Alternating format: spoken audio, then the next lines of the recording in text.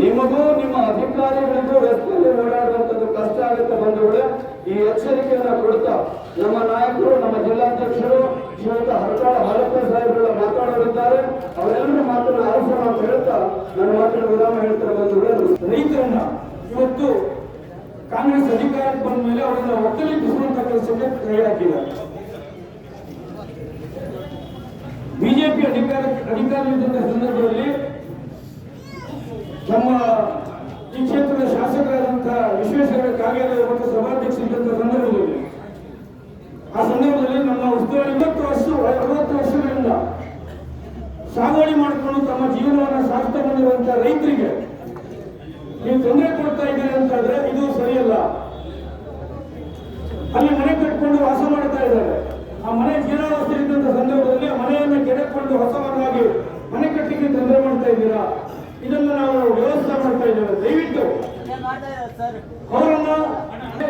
ಅವರಿಗೆ ಮಣ್ಣು ತೆಗಲಿಕ್ಕೆ ಅವಕಾಶ ಮಾಡಿಕೊಡಬೇಕು. ಅಲ್ಲಿ ಮನೆ ರಿಪೇರಿ ಮಾಡ್ಕೊಳ್ಳಿಕ್ಕೆ ಅವಕಾಶ ಕೊಡಬೇಕು. ಹೊಸ ಅತಿಕ್ರಮಣವನ್ನು ನಾವು ಬೆಂಬಲಿಸ್ತಾ ಇಲ್ಲ ಅನ್ನುವಂಥದ್ದನ್ನು ಮಾಧ್ಯಮದ ಮೂಲಕ ಹೇಳ್ತಾ ಇದ್ದಾರೆ.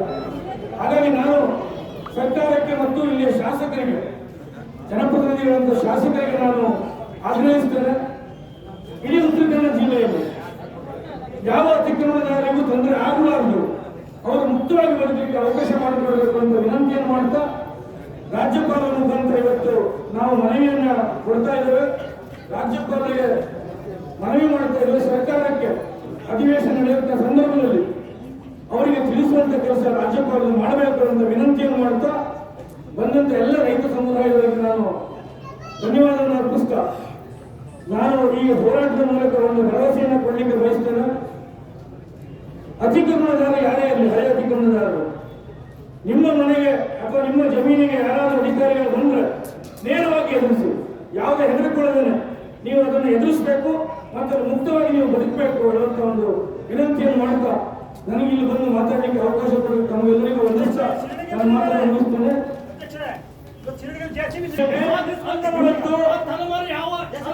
ರೈತರು ಸಂಕಷ್ಟವನ್ನು ಅನುಭವಿಸ್ತಾ ಇದ್ದಾರೆ. ಹೀಗಾಗಿ ಅವರು ಅಧಿಕಾರ ಮಾಡುವಂತ ಜಾಗದಲ್ಲಿ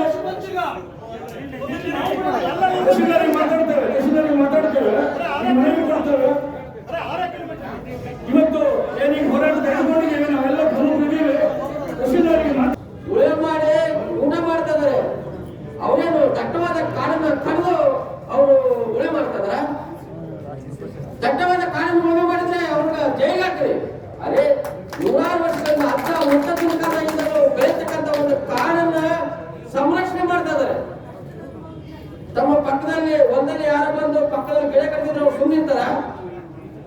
ನಿಜವಾಗಿ ಕಾಡನ್ನು ರಕ್ಷಣೆ ಮಾಡ್ತಕ್ಕಂಥವ್ರು ನಮ್ಮ ರೈತರು.